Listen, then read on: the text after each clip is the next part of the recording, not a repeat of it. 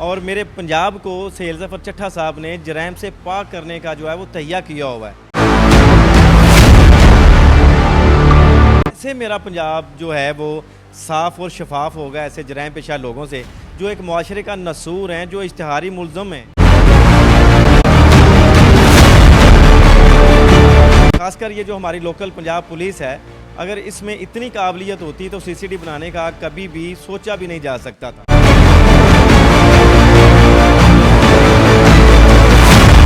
उस तो बाद 2025 ਦੇ ਵਿੱਚ ਜਾ ਕੇ ਫਿਰ 3 ਬੰਦੇ ਉਹ ਮਾਰ ਦਿੰਦੇ ਨੇ। ਆਖਰ ਇਸ ਗੱਲ ਦੀ ਵਜ੍ਹਾ ਕੀ ਹੈ? ਕੋਈ ਵਜ੍ਹਾ ਤੋਂ ਬਗੈਰ ਤੇ ਕਿਸੇ ਨੂੰ ਸੋਟੀ ਵੀ ਨਹੀਂ ਮਾਰਦਾ। नाज़रीन, मैं चक जुबरा के छोटा सा गांव नेपालके में मौजूद हूँ, जहाँ पर ईद कुर्बान के मौका पर 3 अफराद जो कुर्बानी के जानवर सेल करके वापस आते हैं तो रास्ते में थड़ा लगा के 14 अफराद ने बेतहाशा गोलियाँ मार के बड़ी बेदर्दी के साथ उनको कत्ल कर दिया। आज 3 माह गुजर चुके हैं मगर इनको इंसाफ मिला या नहीं मिला, और इनके घर वालों को आखिरकार मीडिया के सामने आने की ज़रूरत पेश क्यों आई? क्या पुलिस ने इनको इंसाफ दिया कि नहीं दिया? जो बाकी के अफराद बच चुके हैं उनको अपनी जान का कितना ख़तरा है? उन्हीं के लवाहिकीन की ज़बानी मुकम्मल कहानी सुनाते हैं कि पुलिस ने इनकी ज़िमनियाँ और इनकी मिसलें कैसे तब्दील करके जो मुल्ज़मान हैं उनको कैसे बाइज़्ज़त जो है वो रहा करवा दिया, और मुकम्मल जो दास्तान है लवाहिकीन की ज़बानी सुनाते हैं। आइए मेरे साथ। नाज़रीन, ईद के रोज़ जिनके प्यारे इनसे बिछड़ गए, अभी इनके लवाहिकीन हमारे साथ मौजूद हैं, इनसे बात करते हैं, मुकम्मल डिटेल जानते हैं कि आखिरकार इस दुश्मनी की वजह क्या थी और 3 लोग अपनी जान से क्यों हाथ धो बैठे। अस्सलाम वालेकुम। वालेकुम अस्सलाम। क्या नाम है आपका? समर इकबाल।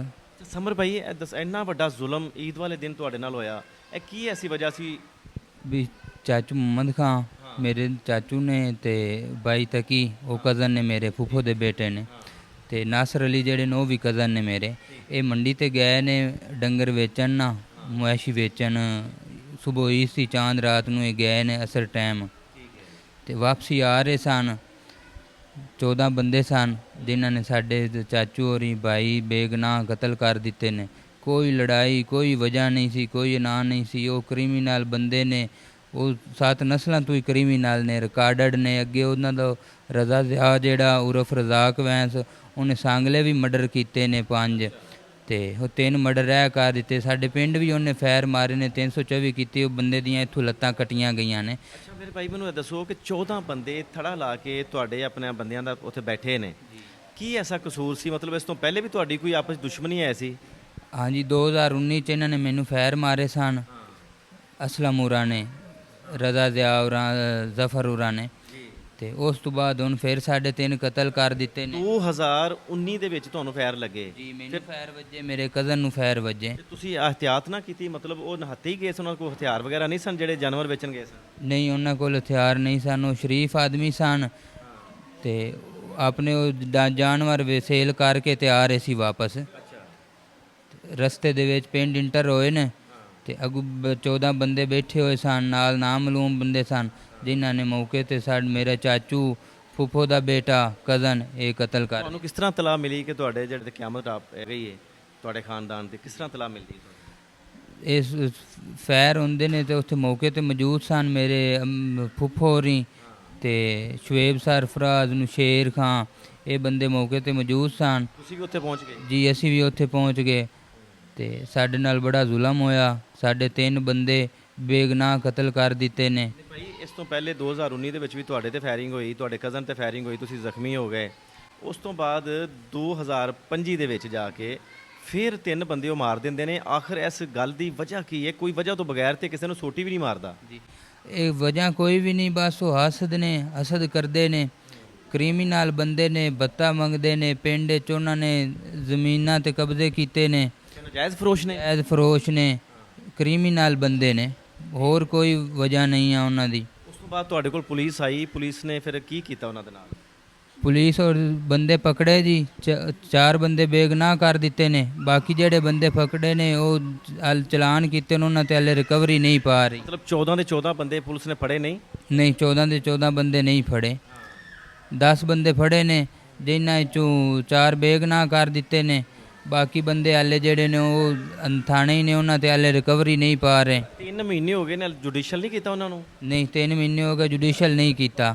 4 ਬੰਦੇ ਉਹ ਜੁਡੀਸ਼ੀਅਲ ਕੀਤੇ ਨੇ, ਉਹਨਾਂ ਤੇ ਹਾਲੇ ਰਿਕਵਰੀ ਵੀ ਨਹੀਂ ਪਾਈ। ਰਿਕਵਰੀ ਨਹੀਂ ਪਾਈ? ਹਾਂਜੀ, ਗੱਡੀ ਵੀ ਫੜੀ ਗਈ ਸੀ ਜਿਹੜੀ ਵਕੂਵੇ ਤੇ 2 ਗੱਡੀਆਂ ਯੂਜ਼ ਹੋਈਆਂ ਨੇ, ਤੇ ਜਿਹਦੇ ਵਿੱਚ ਇੱਕ ਗੱਡੀ ਫੜੀ ਗਈ ਆ ਤੇ ਉਹ ਵੀ ਬਰਾਮਦ ਹੋ ਗਈ ਹੈ, ਲੇਕਿਨ ਉੱਪਰ ਰਿਕਵਰੀ ਨਹੀਂ ਪਾਈ। ਤੁਸੀਂ ਪੁਲਿਸ ਅੱਗੇ ਸਵਾਲ ਕੀਤਾ ਕਿ ਯਾਰ ਸਾਡੇ ਨਾਲ ਐਡਾ ਵੱਡਾ ਜ਼ੁਲਮ ਹੋ ਗਿਆ ਤੇ ਸਾਡੇ ਮੁਲਜ਼ਮਾਨ ਦਾ ਨਾਲ ਤੁਸੀਂ ਕੀ ਸਲੂਕ ਕੀਤਾ ਹੈ? ਜੀ ਅਸੀਂ ਪੁਲਿਸ ਅੱਗੇ ਆਲਾ ਅਫਸਰਾਨ ਅੱਗੇ ਪੇਸ਼ ਹੁੰਦੇ ਰਿਹਾ, ਉਹ ਕਹਿੰਦੇ ਸਨ ਇਨਸ਼ਾਅੱਲਾ ਤੁਹਾਨੂੰ ਇਨਸਾਫ ਮਿਲੇਗਾ, ਲੇਕਿਨ ਹਾਲੇ ਤੱਕ ਕੋਈ ਇਨਸਾਫ ਨਹੀਂ ਮਿਲਿਆ। ਜਿਹੜੇ ਬੰਦੇ ਅਸੀਂ ਫੜਾਉਂਦੇ ਜੇ ਨਾਮਜ਼ਦ ਬੰਦੇ, ਉਹ ਪੁਲਿਸ ਛੱਡ ਦਿੰਦੀ ਆ, ਬਾਕੀ ਜਿਹੜੇ ਇਸ਼ਤਿਹਾਰੀ ਨੇ ਉਹ ਨਹੀਂ ਫੜੇ ਜਾ ਰਹੇ। ਐਸੀ ਕੀ ਵਜ੍ਹਾ ਹੈ? ਉਹ ਜਿਹੜੇ ਲੋਕ ਜਿਨ੍ਹਾਂ ਤੁਹਾਡੇ ਨਾਲ ਇੰਨੀ ਵੱਡੀ ਜ਼ਿਆਦਤੀ ਕੀਤੀ ਹੈ, ਉਹ ਇੰਨੇ ਬਾਅਸਰ ਨੇ, ਉਹ ਇੱਕ ਪੁਲਿਸ ਡਿਪਾਰਟਮੈਂਟ ਤੋਂ ਜ਼ਿਆਦਾ ਤਗੜੇ ਨੇ? ਉਹ ਲੋਕ ਬਾਅਸਰ ਨੇ, ਕ੍ਰਿਮੀਨਲ ਬੰਦੇ ਨੇ, ਉਹਨਾਂ ਦਾ ਬਾਅਸਰ ਅਫਰਾਦ ਨਾਲ ਤਲਕ ਆ, ਇਸ ਬਿਨਾਂ ਤੇ ਉਹ ਵਕੂਵੇ ਵੀ ਕਰਦੇ ਨੇ ਤੇ ਬਰੀ ਵੀ ਹੋ ਰਹੇ ਨੇ। ਅੱਗੋਂ ਕੀ ਮਜ਼ੀਦ ਕੋਈ ਧਮਕੀਆਂ ਵਗੈਰਾ ਵੀ ਤੁਹਾਨੂੰ ਮਿਲੀਆਂ ਨੇ?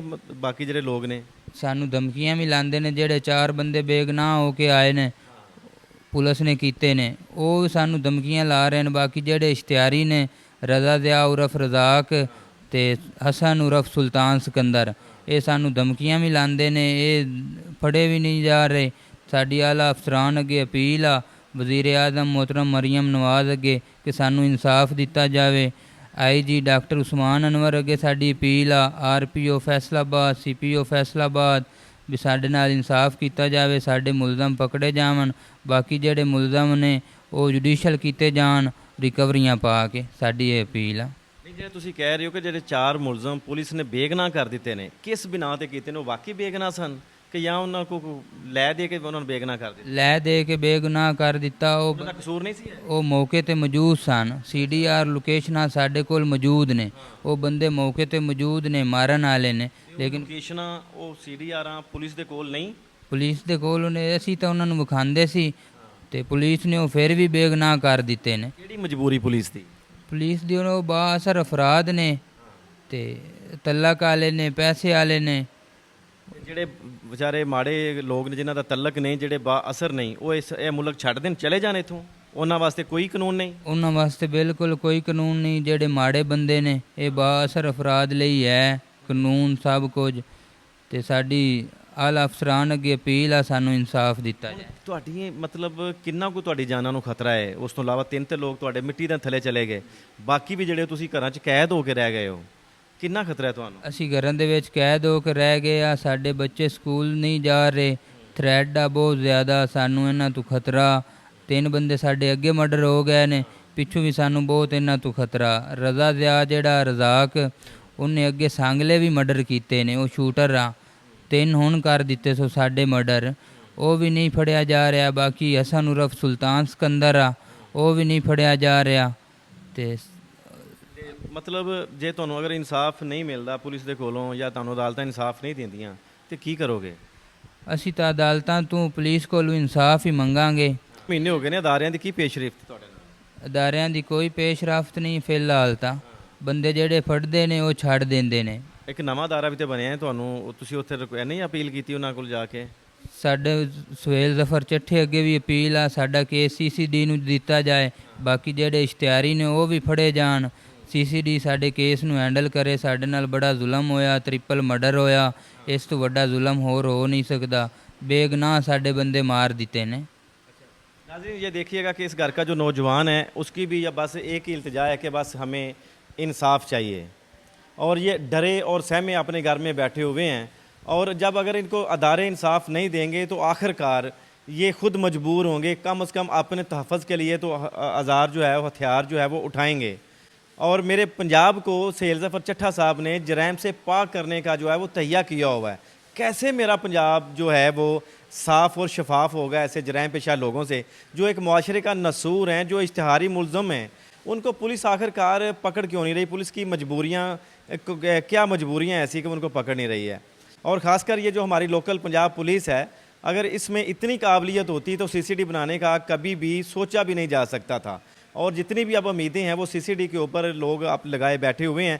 और इन घर वालों का सिर्फ़ और सिर्फ एक ही मुतालबा है, बस हमें इंसाफ फराहम किया जाए। जो हमारे प्यारे मनो मट्टी के नीचे जा चुके हैं وہ تو جا چکے ہیں. اب جو مزید ہم اس کنڈیشن میں نہیں ہیں کہ مزید ہم اس غم میں مبتلا ہو سکیں اور مزید اپنے پیاروں کی جو ہے وہ لاشیں ہیں وہ دیکھ سکیں.